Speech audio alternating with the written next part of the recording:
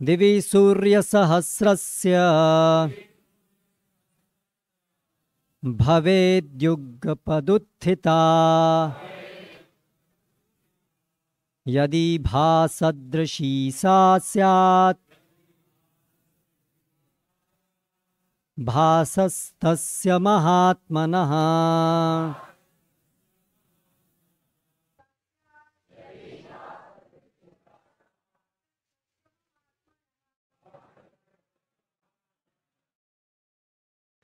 शब्दार्थ। दिवी आकाश में, सूर्य सूर्य का, सहस्रस्य हजारों, भवेत थे, युगपत एक साथ, उत्थिता उपस्थित, यदि यदि, भाः प्रकाश, सदृशी के समान, सा वह, स्यात् हो, भासः तेज, तस्य उस, महाआत्मनः परम स्वामी का। अनुवाद एवं तात्पर्य द्वारा कृष्ण कृपा मूर्ति श्री श्रीमद् अभय चरणारविंद भक्ति वेदांत स्वामी श्री प्रभुपाद। यदि आकाश में हजारों सूर्य एक साथ उदय हों तो उनका प्रकाश शायद परम पुरुष के इस विश्वरूप के तेज की समता कर सके। तात्पर्य, अर्जुन ने जो कुछ देखा वह अकथ्य था, तो भी संजय धृतराष्ट्र को उस महान दर्शन का मानसिक चित्र उपस्थित करने का प्रयत्न कर रहा है। न तो संजय वहाँ था न धृतराष्ट्र, किंतु व्यासदेव के अनुग्रह से संजय सारी घटनाओं को देख सकता है। अतएव इस स्थिति की तुलना वह एक काल्पनिक घटना हजारों सूर्यों से कर रहा है, जिससे इसे समझा जा सके। ओम ज्ञानतिमिरान्धस्य ज्ञानञ्जनशलाकया चक्षुरुन्मीलितं येन तस्मै श्रीगुरवे नमः। श्रीचैतन्यमनोभीष्टं स्थापितं येन भूतले स्वयं रूप कदा मह्यं ददाति स्वपदान्तिकं। वन्देऽहं श्रीगुरो श्रीयुतपदकमलं श्रीगुरून् वैष्णवांश्च श्रीरूपं साग्रजातं सहगणरघुनाथान्वितं तं सजीवं साद्वैतं सावधूतं परिजनसहितं कृष्णचैतन्यदेवं श्रीराधा कृष्णपादान् सहगणललिता श्रीविशाखान्वितांश्च। जय श्रीकृष्णचैतन्य प्रभु नित्यानंद श्री अद्वैत गदाधर श्रीवासादि गौरभक्तवृंद। हरे कृष्णा कृष्णा कृष्णा हरे हरे, हरे राम राम राम हरे हरे। तो हम भगवत गीता का अध्ययन कर रहे हैं और आज जिस श्लोक के ऊपर हम चर्चा करेंगे वो विराट रूप नामक अध्याय में से है। ये प्रचलित है कि भगवत गीता में वर्णन है कि महाभारत के युद्ध से पहले भगवान कृष्ण ने किस प्रकार अर्जुन के कहने पर, प्रार्थना करने पर अपना विराट रूप दिखाया। तो ये विराट रूप क्या है, क्या क्या अर्जुन ने इसमें देखा और इस विराट रूप को दिखाने के पीछे भगवान का क्या उद्देश्य था, या इससे अर्जुन का क्या उद्देश्य था भगवान से ये प्रार्थना करने के लिए। इससे हम क्या समझते हैं कि वास्तव में परम सत्य जो हैं उनका परम रूप कौन सा है। मुरलीधर ये रूप जो हम यहाँ पर देखते हैं, या विराट रूप। तो ये सब विषय जो हैं वो इस भगवत गीता के अध्याय में समझाए गए हैं। तो यहाँ पर जो आज का श्लोक है उसमें वर्णन है, दिवि सहस्रस्य भाः जैसे हजारों सूरज का जितना तेज होता है उतना इस रूप का तेज था। यहाँ पर उस विराट रूप के तेज का वर्णन है। तो हमारा अनुभव है सूर्य के प्रकाश का, कितना महान प्रकाश है सूरज का। इतने अनगिनत समय से ये सूरज प्रकाश दे रहा है और इसका एक बहुत थोड़ी मात्रा का प्रकाश है जो इस पृथ्वी पर पहुंचता है, और उस थोड़े प्रकाश से सारी वनस्पति, सारी ऊर्जा, सारे अलग अलग ऋतुओं का परिवर्तन, सब कुछ के पीछे इस सूरज के प्रकाश का योगदान है। और इसके तेज में हजारों साल से कोई कमी हम अनुभव नहीं करते हैं, तो हम कुछ अनुमान लगा सकते हैं कि कितना महान ये सूर्य का तेज है। अगर ऐसी गणना है कि अगर सूर्य जो है वो पृथ्वी के थोड़ा भी नज़दीक आ जाए, कुछ किलोमीटर भी, तो पृथ्वी का जो तापमान है वो इतना बढ़ जाएगा कि यहाँ पर सब कुछ जल के राख हो जाएगा। और थोड़ा सा भी अगर सूरज दूर हो जाए तो सब कुछ बर्फ हो जाएगी। तो इतना महान है ये सूर्य का तेज। जय श्री श्री गौर राधा वल्लभ भगवान की जय। लेकिन अभी एक ऐसी घटना अर्जुन देख रहे हैं जो अद्भुत है, जिसको जो अकथनीय है, जिसका वर्णन करना संभव नहीं है, क्योंकि ये हमारे ना तो अनुभव में है सामान्यतया और ना ही कल्पना में भी है। हजारों सूर्य, कभी हम ये कल्पना के भी परे है कि 1000 सूर्य एक साथ निकले, उतना तेज।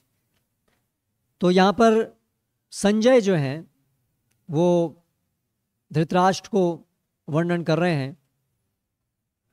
युद्ध भूमि में वो नहीं है, हस्तिनापुर में है, लेकिन संजय को वेदव्यास जी के शिष्य होने के नाते ऐसी योग शक्ति प्राप्त थी कि वो हस्तिनापुर में बैठे हुए कुरुक्षेत्र में जो घटनाएं हो रही हैं उनको वो देख रहे थे और देख करके उनका वर्णन कर रहे हैं। तो वो जो सुन रहे हैं वो बता रहे हैं। और अभी यहाँ पर जो विराट रूप जो अर्जुन देखे तो संजय भी उसको देख पा रहे हैं, और इस तरह से वो यहाँ पर उस तेज का वर्णन कर रहे हैं। तो वो किस प्रकार से, कुछ उपमा उसकी क्या दी जाए, तो इसलिए वो कह रहे हैं कि ऐसे हजारों सूर्य मानो एक साथ उड़ गए हों, उदित हो गए हों, इतना तेज था। तो ये क्या है विराट रूप? अर्जुन ने जो इससे पहले का अध्याय था उसमें भगवान से ये प्रार्थना की थी कि भगवान आप किस प्रकार इस भौतिक जगत के अंदर सर्वत्र विराजमान हैं, विभूतियां जिनको कहते हैं, विशेष इस भौतिक जगत के अंदर ऐसी भगवान के शक्ति से ओतप्रोत चीज़ें, सभी कुछ भगवान की शक्ति से ही चल रहा है, कुछ भी ऐसा नहीं है जो भगवान की शक्ति के बिना है। सर्वइदम अखिलम जगत परास्य शक्तिर्विविधैव श्रूयते।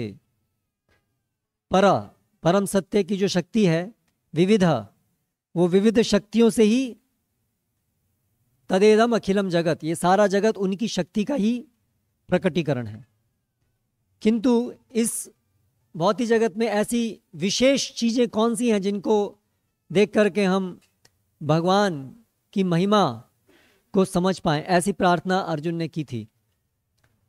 तो ये सब सुनने के बाद अभी अर्जुन इस 11वें अध्याय में भगवान से प्रार्थना करते हैं कि मैं साक्षात आपके, किस प्रकार आप इस समस्त, ये समस्त जगह आप में ही कैसे है, आपके अंदर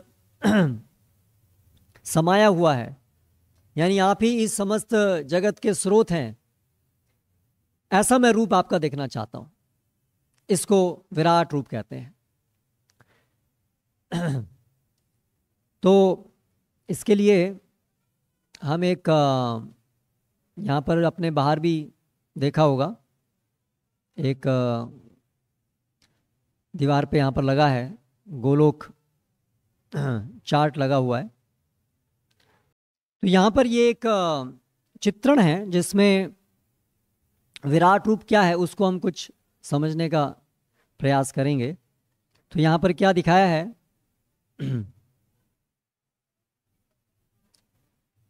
ये पूरा ब्रह्मांड यहाँ पर दिखाया है। जो गोल आप देख रहे हैं ये एक ब्रह्मांड का चित्रण है। और ये जो इस प्रकार स्वर्णिम रंग के ऐसे जो अंड हैं ये अलग अलग ब्रह्मांड हैं और ये एक ब्रह्मांड को दिखाया है। और ये जो समस्त सारे ब्रह्मांड हैं ये सब मिला करके ये भौतिक जगत है। और इस भौतिक जगत के परे जो आप देख रहे हैं सब ये आध्यात्मिक जगत है। उस आध्यात्मिक जगत में ये जो यहाँ पर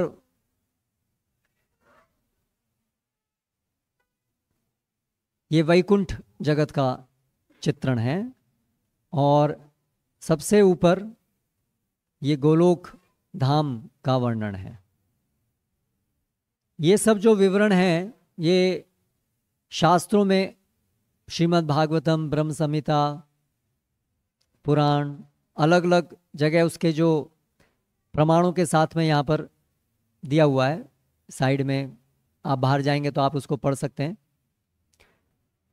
तो अभी हम यहाँ पर जो गोलोक धाम है वहाँ पर भगवान श्री कृष्ण का वो धाम है। और भगवान वैकुंठ जगत के अंदर जो सारे आध्यात्मिक ग्रह होते हैं उनके अंदर अपने अलग अलग रूपों में चतुर्भुज विष्णु रूपों में विराजमान रहते हैं। जैसे इस भौतिक जगत के अंदर अलग अलग ग्रह हैं ऐसे ही आध्यात्मिक जगत है। भगवद गीता में बताया गया है परस्तस्मात् तु भावो अन्यत अव्यक्तो व्यक्तात् सनातनः यह तो सर्वेषु भूतेषु नश्यत्सु न विनश्यति। इस भौतिक जगत के परे यानी कि ये भौतिक जगत के परे एक और अवस्था है परस्तस्मात् तो भावो अन्य, एक और स्थिति है जो कभी जिसका नाश नहीं होता है। इस भौतिक जगत के अंदर जो ग्रह हैं ये सब ब्रह्मांड हैं, ग्रह नहीं ब्रह्मांड, पूरे ब्रह्मांड का नाश होता है प्रलय के समय में, महाप्रलय के समय में। लेकिन इसके विपरीत ये जो आध्यात्मिक जगत है यहाँ पर जो सभी लोक हैं वो सब नित्य लोक हैं, उनका कभी प्रलय नहीं होता, ना उनका कभी सृजन होता है, इसलिए ये आध्यात्मिक कहलाते हैं। भौतिक जो भी चीज़ होती है उसका आरंभ होता है एक और एक समय पे उसका नाश होता है, लेकिन आध्यात्मिक उसके विपरीत, उसका कभी ना आरंभ होता है ना उसका नाश होता है। तो वास्तव में हम सभी भी इसी प्रकार से आध्यात्मिक हैं। आत्मा हमारा भी ना कभी जन्म होता है ना कभी हमारा मरण होता है, लेकिन ये जो शरीर है जिसको हमने धारण किया हुआ है, इस शरीर क्योंकि ये भौतिक है इसका हमेशा बार बार जन्म होता है और इसका बार बार नाश होता है। लेकिन वास्तव में इस भौतिक जगत से परे जो आध्यात्मिक जगत है, जो हमारा सबका वास्तविक रहने का स्थान है, वहीं से हम लोग इस भौतिक जगत में आप फंसे हैं। पतन हुआ है हमारा इस भौतिक जगत में और यहाँ पर हमको ये शरीर का जन्म मरण इत्यादि अनुभव करना पड़ता है। तो ये जो आध्यात्मिक जगत है ये हमारा नित्य धाम है, जहाँ पर वो सभी अपने आत्माएं दिव्य आध्यात्मिक रूप में रहती हैं जो भगवान के शुद्ध भक्ति में संलग्न हैं, जो पतित नहीं है। और इस भौतिक जगत के अंदर ऐसी जीवात्माओं को अवसर देते हैं भगवान जो भगवान से विमुख होकर के, उनकी सेवा ना करके, उनकी प्रेमा भक्ति ना करके स्वयं भगवान के समान बनना चाहती हैं, भोक्ता बनना चाहती हैं, उनको एक अवसर प्रदान करने के लिए, अपनी इच्छाओं को पूरा करके देखने का प्रयास करने का अवसर प्रदान करने के लिए भगवान अपनी एक शक्ति, माया शक्ति दुर्गा के द्वारा इस भौतिक जगत का सृजन करते हैं। तो ये जो भौतिक जगत का सृजन करते हैं, उसके लिए भगवान जिन रूपों में अपना विस्तार करते हैं उनको पुरुष अवतार कहते हैं। तो यहाँ पर जो आप देख रहे हैं इस ब्रह्मांड के ऊपर, ये प्रथम पुरुष अवतार हैं जिनको कारणदकाशायी विष्णु कहते हैं। ये कारणदकाशायी विष्णु के दिव्य शरीर से जो उनके रोमकूप हैं, उन रोमकूपों से जब वो श्वास निकालते हैं तो ऐसे उनके रोमकूपों से अनगिनत ब्रह्मांडों की सृष्टि होती है। और जब वो अपनी श्वास वापस लेते हैं तब ये सारे ब्रह्मांड उनके शरीर में वापस समा जाते हैं।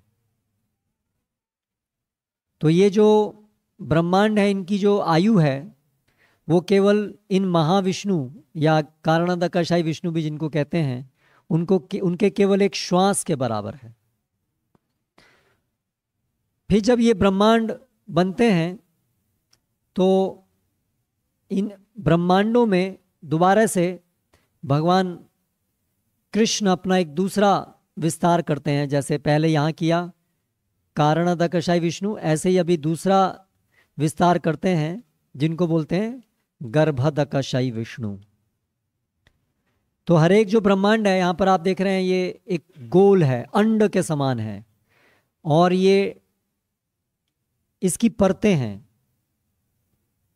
जैसे इस भौतिक जगत में हर चीज पृथ्वी, जल, वायु, आकाश इत्यादि भौतिक अवयवों से बनी है, तो ये सब भौतिक अवयवों की अलग अलग परतें हैं जो हर एक ब्रह्मांड को आवृत करती हैं।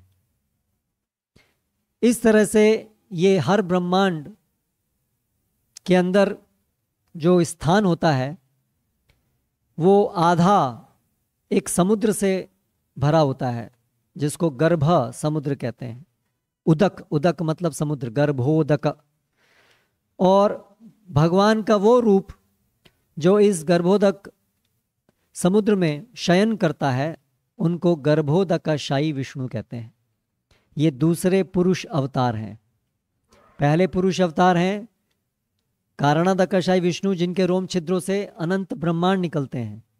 फिर एक एक ब्रह्मांड के अंदर दोबारा भगवान अपना विस्तार करते हैं एक और विष्णु के रूप में, एक और पुरुष अवतार के रूप में, जिनको गर्भदकाशायी विष्णु कहते हैं। तो आप यहाँ पर वो देख रहे हैं वो अनंत शेष, जो उनके एक और विस्तार हैं, भगवान श्री कृष्ण के एक और विस्तार हैं अनंत शेष।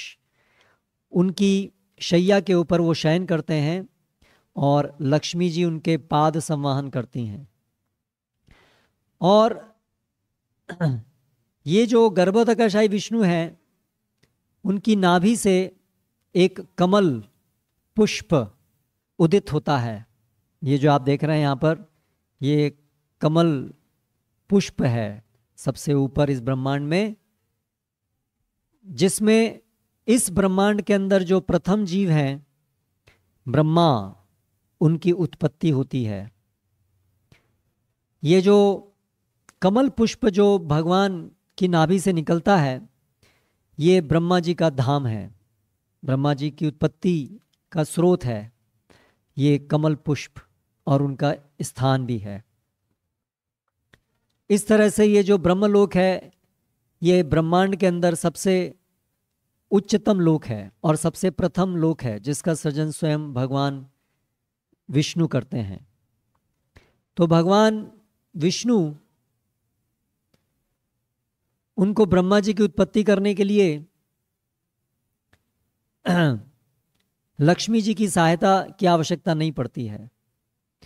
उनके स्वयं अपने शरीर से ही कमल पुष्प पे वो ब्रह्मा को जन्म देते हैं। इसलिए ब्रह्मा जी का एक नाम आत्मभू भी है। उनकी माता पिता एक ही हैं, विष्णु। ये सब चीज़ें हमें सुनने में काल्पनिक लग सकती हैं, लेकिन ये सब जो वर्णन है ये शास्त्रों के अनुसार है। और शास्त्र भगवान के द्वारा दिया गया विज्ञान है, जिसके अंदर ऐसी भी अनेक चीज़ें हैं जिनको हम अपने अनुभव से देख सकते हैं कि वो किस प्रकार हजारों हजारों सालों से हम जो आज विज्ञान में भी नहीं जान पाते हैं, वो सब चीज़ें शास्त्रों में कैसे वर्णित हैं। भविष्यवाणियाँ हजारों साल के आगे तक की सूचनाएं हमें शास्त्रों से प्राप्त होती हैं, जो सत्य सिद्ध हुई हैं। इस तरह से हम ये समझ सकते हैं कि शास्त्र जो है वो मनुष्यों की रचना नहीं है, इसलिए अपौरुषेय उसको कहा गया है शास्त्रों में। वो किसी सामान्य व्यक्ति की रचना नहीं है। तो ये शास्त्रों के आधार पर ये वर्णन है। और भगवान जो इस समस्त सृष्टि के सृष्टि करता है, तो वो स्वाभाविक भी है, लॉजिकल भी है, तर्कसंगत भी है कि वो केवल एक सामान्य पुरुष की तरह से तो कार्य नहीं करेंगे। हम तो इस सृष्टि को अनगिनत समय से समझने का प्रयास करके भी अभी कुछ नहीं समझ पाए हैं। तो जो सृष्टि को सृजन करने वाले हैं वो तो निश्चित रूप से हम उनको तर्क की सीमाओं में नहीं बांध पाएंगे। इसलिए उनको समझने के लिए हमें एक अन्य प्रकार के प्रमाण की आवश्यकता होगी। वो प्रमाण है शास्त्र प्रमाण, स्वयं भगवान से ही सुनना। तो उसके आधार पर हम ये समझते हैं कि ये ब्रह्मा जी प्रथम जीव हैं। और ये जो कमल की जो नाल है, इसके अंदर सारे अन्य जो ग्रह जिनको ब्रह्मा जी आगे विकसित करते हैं, उन सब का जो पदार्थ हैं वो सब इस नाल से प्राप्त होते हैं। यानी समस्त इस ब्रह्मांड के अंदर जितने भी सूर्य या ग्रह इत्यादि हैं, वो सब इसी से ही उत्पत्ति होती है, इस नाल के अंदर। तो आप अगर कभी रात में आकाश में देखेंगे, शहरों में ये संभव नहीं हो पाता है क्योंकि हमें आकाश में कुछ दिखता ही नहीं है नियॉन लाइट्स की वजह से। लेकिन अगर आप कहीं दूर जाएंगे शहरों से, तो आप देख पाएंगे कि किस प्रकार अनगिनत चमकते हुए तारे हैं। तो उसमें से बहुत सारे ग्रह इत्यादि हैं। हम सब कुछ नहीं देख पाते हैं इन नग्न नेत्रों से, बहुत थोड़ा भाग ही देख पाते हैं हम इस ब्रह्मांड का। लेकिन वो भी अनगिनत उसमें हम देखते हैं ग्रह इत्यादि, नक्षत्र इत्यादि। तो ये सब के सब इसके अंदर हैं। तो जो विराट रूप है वो ये भगवान का रूप है, जिनके अंदर ये समस्त ब्रह्मांड के सारे ग्रह समाये हुए हैं। क्योंकि भगवान की नाभि से ही ब्रह्मा और ब्रह्मा के माध्यम से सारे नक्षत्र ग्रह इत्यादि सब का निर्माण होता है। यानी कि भगवान के शरीर के अंदर ही ये सब थे। सही, ब्रह्मा जी भी भगवान के शरीर से ही उत्पन्न हुए हैं, यानी कि वो भगवान के शरीर के अंदर ही हैं। और इस तरह से हम सभी जीव भी प्रलय के समय में भगवान के शरीर में चले जाते हैं। भगवान का वो रूप, जिस रूप में हम भगवान के शरीर में चले जाते हैं, वो ये पुरुष अवतार रूप है। तो 3 पुरुष अवतार हैं। 2 का वर्णन हमने किया, पहला ये कारणोदकशायी विष्णु और दूसरे ये गर्भोदकशायी विष्णु। अभी यहाँ पर एक और विष्णु हैं, तीसरे यहाँ पर जो आप देख रहे हैं वो हैं क्षीरोदकशायी विष्णु। तो इस ब्रह्मांड के अंदर ब्रह्मा और अनेक अनेक जीवों का जो शरीर मिलता है, उस हर एक शरीर में फिर से भगवान विष्णु एक और रूप धारण करते हैं, जो सब जीवों के हृदय में परमात्मा के रूप में निवास करते हैं। उनको ये क्षीरोदकशायी विष्णु कहते हैं। और क्षीरोदकशायी विष्णु का ये धाम है। जो ऊपर हम ध्रुव तारा जो देखते हैं, उस ध्रुव तारा के पास में ही ये एक विष्णु लोक होता है। क्षीरोदकाशायी विष्णु यहाँ पर निवास करते हैं। इसको श्वेत द्वीप भी बोलते हैं। यहाँ पर क्षीर सागर, क्षीर मतलब दूध का समुद्र है, जिसके अंदर ये द्वीप है, जिसमें परमात्मा के रूप में जो हमारे हृदय में है, ये उनका धाम है। तो इस प्रकार ये तीन परमात्मा के तीन रूप हैं। एक वो जो हर शरीर के अंदर विद्यमान है, दूसरा जो एक एक ब्रह्मांड की आत्मा है, ये है हर जीव की आत्मा, मतलब परमात्मा, आत्मा के साथ हर जीव की परमात्मा। और इस पूरे ब्रह्मांड की जो आत्मा है वो ये गर्भोत्कर्षायी विष्णु है। और सारे ब्रह्मांडों की जो आत्मा है वो है क्षीरोदकाशायी विष्णु। इस प्रकार से ये तीन रूपों में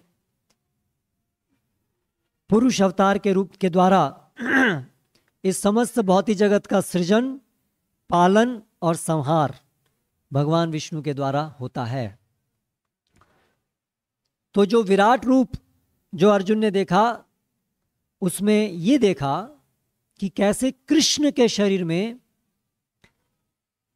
ये सब पुरुष अवतार उन्होंने देखे, ये सब ब्रह्मांड देखे, जो कुछ भी सृष्टि के अंदर है वो सब कुछ उन्होंने वहां कृष्ण के रूप में देखा। इसका तात्पर्य क्या है?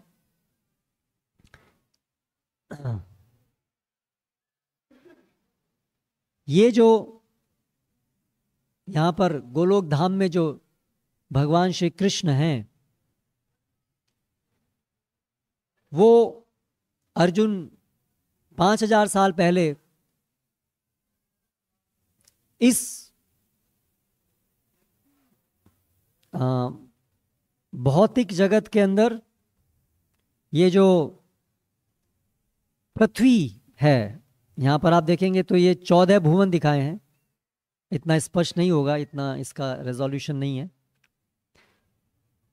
यहाँ पर पृथ्वी बीच में है, 14 में से बीच में पृथ्वी है। सबसे ऊपर ब्रह्मलोक है, बीच में पृथ्वी है, उसके ऊपर स्वर्गलोक है, और स्वर्गलोकों के ऊपर वहाँ पर ध्रुवलोक है, और फिर नीचे अतल सतल और यहाँ पर पाताल लोक है, और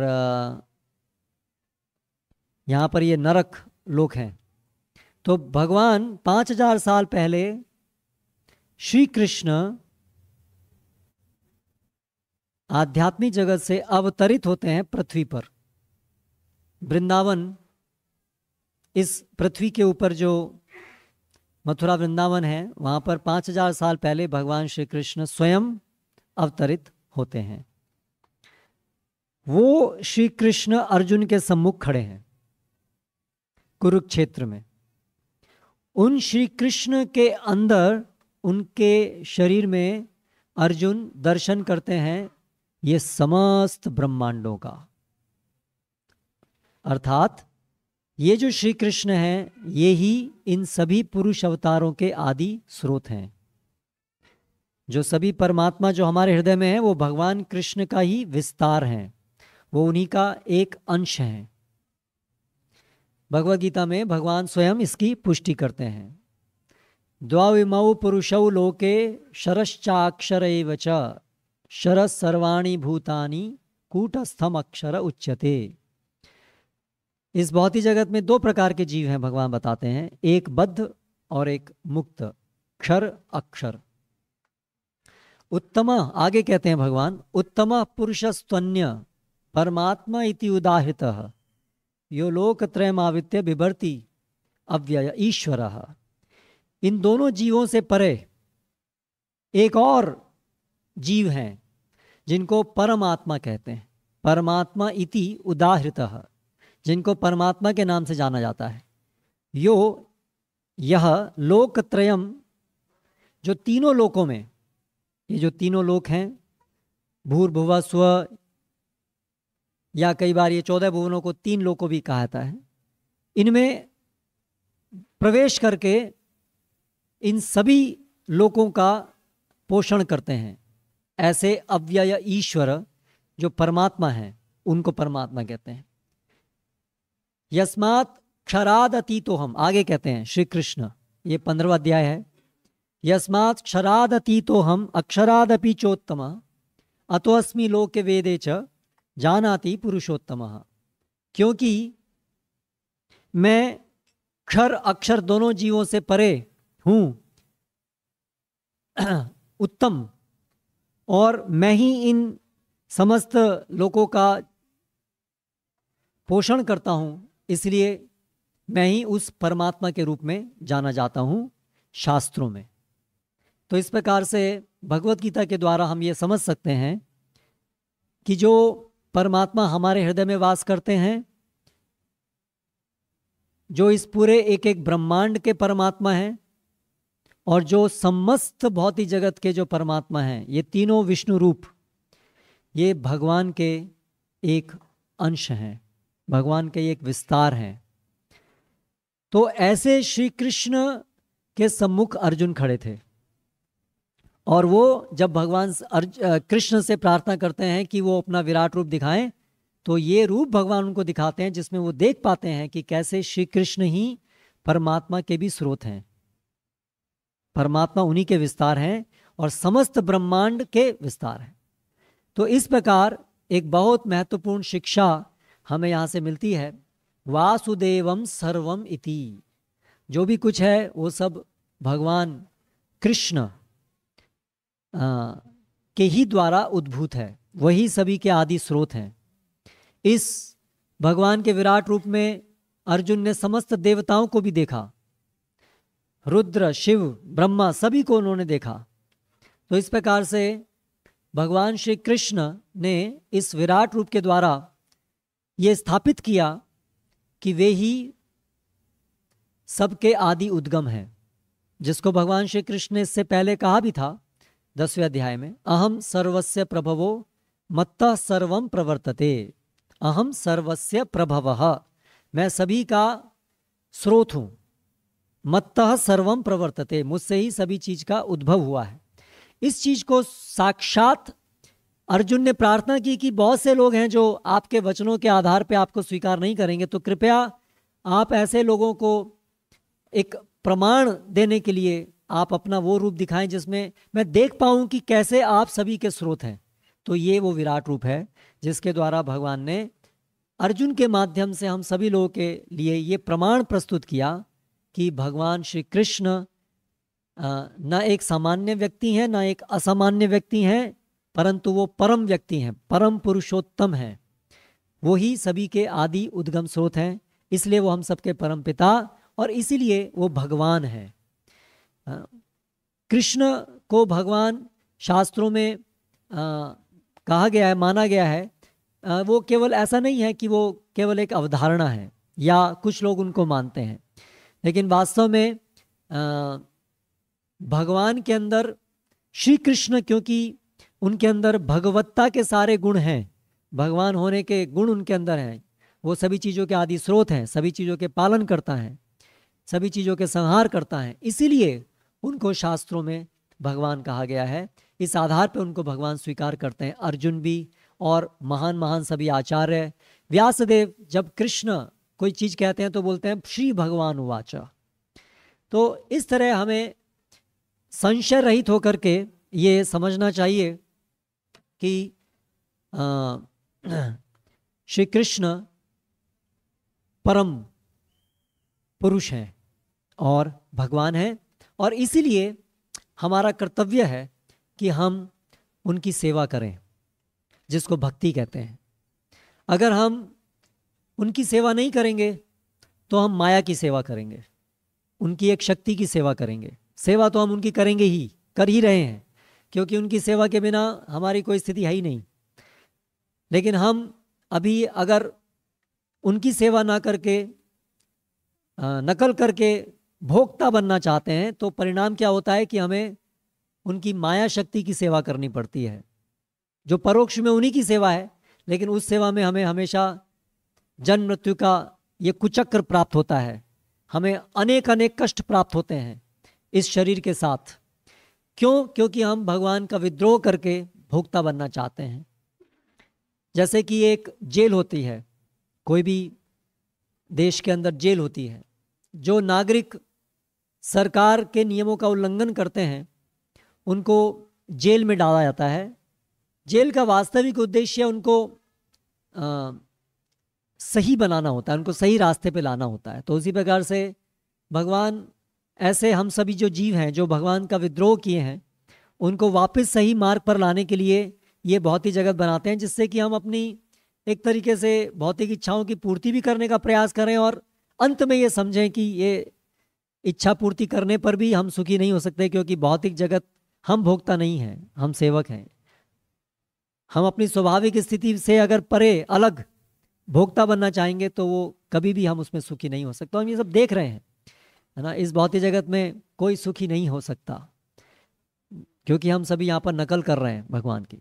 तो ये महत्वपूर्ण शिक्षा भगवत गीता के द्वारा हमें मिलती है। इसलिए भगवत गीता का जो अंतिम उपदेश है, सर्वधर्मान परित्यज्य माम एकम शरणम व्रज, भगवान कहते हैं इसलिए मेरी शरण में आओ, वापस अपने धाम जाओ, वापस मेरे साथ जो तुम्हारा संबंध है उसमें स्थापित हो।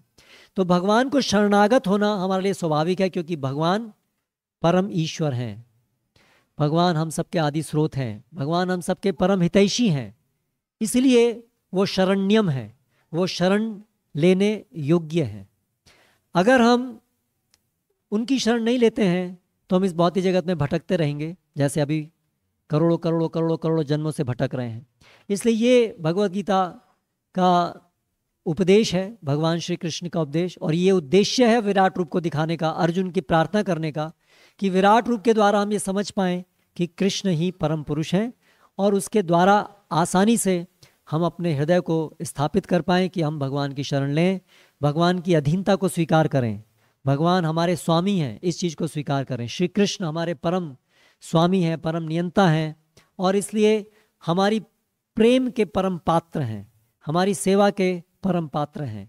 इस बात को हम समझें, और उनकी सेवा कैसे करनी है, हम उनकी सेवा को जो चिरकाल से भूल गए हैं और इसके कारण इस भौतिक जगत में फंसे हुए हैं, उससे यदि हम निकलना चाहते हैं तो दोबारा हम उनकी प्रेममयी भक्ति सेवा में संलग्न हों, उसके लिए ये भगवत गीता आरंभ है। तो इसीलिए हमें भगवत गीता पढ़नी चाहिए। इसलिए ये प्रति संडे सप्ताह में, एक्चुअली यहाँ पर तो प्रतिदिन ये भगवत गीता और भागवतम के ऊपर शिक्षा दी जाती है, लेकिन विशेष रूप से संडे में सब लोग फ्री होते हैं। तो उद्देश्य ये है कि आप लोग सभी भगवत गीता का एक गहरा अध्ययन आरंभ करें, यहाँ से प्रेरणा लें, यहाँ से आपको मदद मिले भगवत गीता का अध्ययन करने के लिए। इस उद्देश्य से ये कार्यक्रम आयोजित होता है। और भगवत गीता का जो अंतिम निर्णय और उसके और आगे जो भागवतम और चैतन्य चैतामृत के द्वारा भगवान की भक्ति करने के लिए जो संकीर्तन है, भगवान के दिव्य नामों का उच्चारण और अलग अलग प्रकार की सेवाएं, भगवान के मंदिर का मार्जन इत्यादि, प्रसाद सेवन, प्रसाद वितरण, ये सब भगवान की सेवा के अलग अलग अवसर हैं।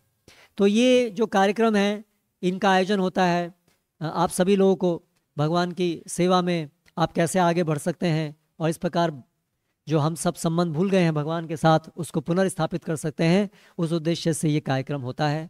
तो कृपया आप लोग गंभीरता से इस कार्यक्रम में आएँ, इसका लाभ लें, अपने मित्रों सगे संबंधी सबको प्रेरित करें, वे लोग भी आएँ, भगवद गीता श्रवण करें। और ये पीछे बुक स्टॉल है, यहाँ पर भी आपको भी बताएंगे। ये जो ग्रंथ हैं ये शास्त्र हैं, यहाँ पर जो भी ग्रंथ हैं वो शास्त्र और शास्त्रों के आधार पर ही हैं, मन गढ़ंत कुछ नहीं है। तो शिला प्रभुपाद जिन्होंने इस्कॉन की स्थापना की, उन्होंने समस्त संसार के हित के लिए इन शास्त्रों को वर्तमान कलयुग के उद्देश्य के अनुरूप कैसे आज के कलयुग के अंदर हम इन शास्त्रों को समझ सकते हैं, ऐसा बड़ी अच्छी तरीके से सरल भाषा में समझाया है। तो आप कृपया ज़रूर इन ग्रंथों का नियमित अध्ययन कीजिए, कुछ समय निकालिए, और साथ साथ में हरे कृष्ण मंत्र का उच्चारण कीर्तन भी कीजिए। हरे कृष्णा कृष्णा कृष्णा हरे हरे, हरे राम राम राम हरे। अभी कोई प्रश्न यदि किसी का है तो आप कर सकते हैं जी।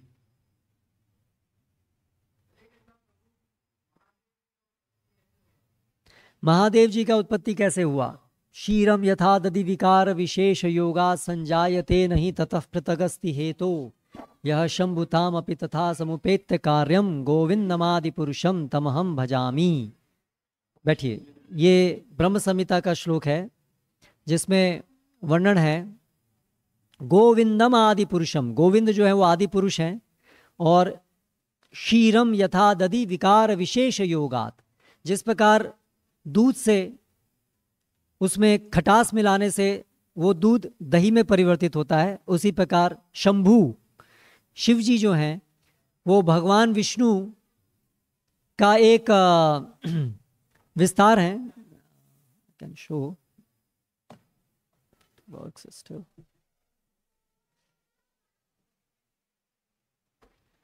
यहाँ पर आप देख सकते हैं शंभु। तो भगवान विष्णु जब इस एक एक भौतिक ब्रह्मांड के अंदर समस्त जीवों को डालते हैं तो जो भगवान की शक्ति हैं वो रमा देवी के रूप में शंभु भगवान जो शिव जी हैं उनके साथ इस फिर भौतिक जगत के अंदर जीवों की उत्पत्ति का कार्य करती हैं। तो इस प्रकार से जो शंभु हैं वो विष्णु का वो रूप है जो माया देवी, रमा देवी, दुर्गा देवी, अलग अलग नामों से जिनको जाना जाता है, उनके सानिध्य में जो रहते हैं, विष्णु का वो रूप जो माया से संपर्क में रहता है, उनको रुद्र कहते हैं, शिव कहते हैं। तो इस प्रकार से ये तत्व की दृष्टि से वो इस प्रकार से उनका उत्पत्ति होती है। और एक एक ब्रह्मांड के अंदर जो उनकी उत्पत्ति होती है ब्रह्मा के द्वारा, जब ब्रह्मा सभी की उत्पत्ति करते हैं तो ये जो रुद्र हैं वो भी ब्रह्मा के माध्यम से अलग अलग रुद्रों के रूप में इस एक एक ब्रह्मांड के अंदर प्रकट होते हैं।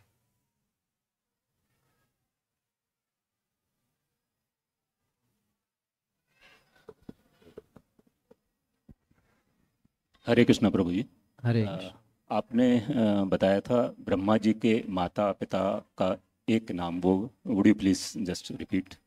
क्या है उसकी? ब्रह्मा जी की उत्पत्ति, माता और पिता एक नाम, जिसे एक नाम नहीं, उनके माता पिता विष्णु ही हैं। गर्भोत्कर्षाई विष्णु ही माता हैं, वही पिता हैं जी, क्योंकि वो उन्हीं के शरीर से ही उत्पन्न हो रहे हैं जी, जी सीधे जी। हाँ, हरे कृष्ण। हरे कृष्ण। और कोई प्रश्न?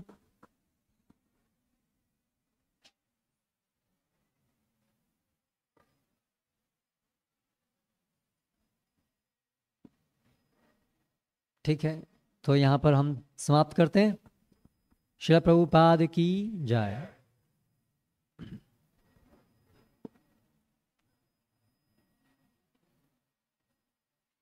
हरे कृष्णा। बैठे रहिए, 2 मिनट बैठ जाइए, कुछ सूचनाएं हैं, उसके बाद सभी के लिए प्रसादम है। कौन है जो आज पहली बार आए यहाँ पर? बैठाइए, सबको बैठाइए, पहले बैठिए, थोड़ा बैठ जाइए, 2 मिनट बैठ जाइए सभी।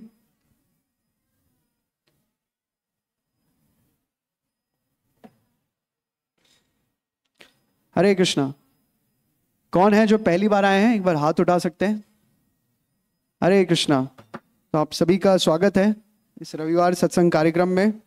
तो इसी प्रकार से अभी गर्मियों के समय में शाम को 6:30 बजे से ये कार्यक्रम होगा, और इसी प्रकार से हमारे और भी केंद्र हैं जहाँ पर ये कार्यक्रम होते हैं, जैसे कि बाग मुगलिया है, वहाँ पर शनिवार को शाम 6 से 9 कार्यक्रम होता है।